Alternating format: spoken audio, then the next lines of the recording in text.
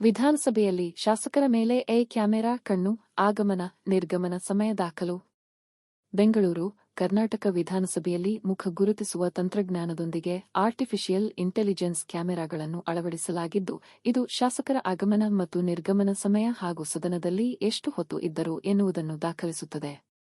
ವಿಧಾನಸಭಾ ಸಭಾಂಗಣದ ಪ್ರವೇಶ ದ್ವಾರವನ್ನು ಹೊಸದಾಗಿ ವಿನ್ಯಾಸಗೊಳಿಸಿರುವುದಲ್ಲದೆ, ಸಭಾಂಗಣದ ಒಳಗಿನ ಗೋಡೆಗಳಲ್ಲಿ ಗಂಡಬೇರುಂಡ ಚಿತ್ರವಿರುವ ಗಡಿಯಾರಗಳನ್ನು ಅಳವಡಿಸಲಾಗಿದೆ. ಶಾಸಕರು ಪ್ರವೇಶಿಸುವ ದ್ವಾರಗಳಲ್ಲಿ ವಿಶೇಷ ಕ್ಯಾಮೆರಾಗಳನ್ನು ಅಳವಡಿಸಲಾಗಿದೆ. ಆಡಳಿತ ಹಾಗೂ ಪ್ರತಿಪಕ್ಷಗಳ ಶಾಸಕರು ಪ್ರವೇಶಿಸುವ ದ್ವಾರಗಳಲ್ಲಿ ವಿಶೇಷ ಕ್ಯಾಮೆರಾಗಳನ್ನು ಅಳವಡಿಸಿದ್ದು, ಶಾಸಕರು ಸಭಾಂಗಣ ಪ್ರವೇಶಿಸುತ್ತಿದ್ದಂತೆ ಕ್ಯಾಮೆರಾ ಮುಂದೆ ನಿಂತು ಪೋಸ್ ಕೊಟ್ಟು ತಮ್ಮ ಸ್ಥಾನಗಳಿಗೆ ತೆರಳಿದರು.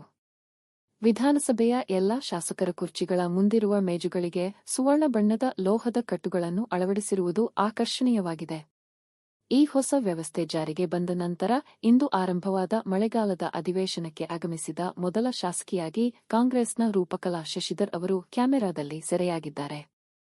ತಿಪಟೂರಿನ ಕಾಂಗ್ರೆಸ್ ಶಾಸಕ ಷಡಕ್ಷರಿ ಅವರು ಮೊದಲು ನಿರ್ಗಮಿಸಿದ ಸದಸ್ಯರಾಗಿ ದಾಖಲಾಗಿದ್ದಾರೆ.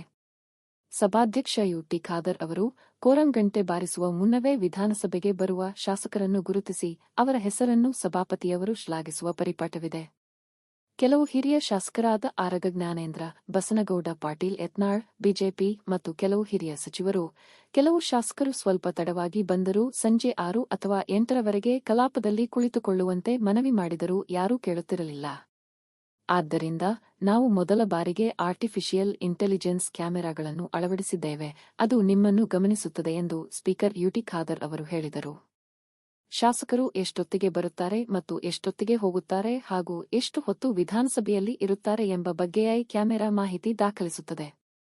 ದಿನದ ಅಂತ್ಯದ ವೇಳೆಗೆ ಅಸೆಂಬ್ಲಿ ಕಾರ್ಯದರ್ಶಿಯ ಬಳ ಇದರ ಡೇಟಾ ಇರುತ್ತದೆ.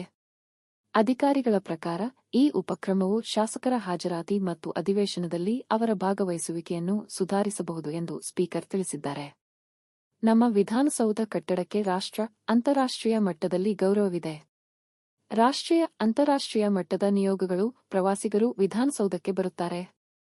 ಒಳಗೆ ಮತ್ತು ಹೊರಗೆ ಗೌರವಯುತವಾಗಿ ಕಾಣುವಂತೆ ಮಾಡುವುದು ನಮ್ಮ ಕರ್ತವ್ಯ ಎಂದು ಖಾದರ್ ಹೇಳಿದರು.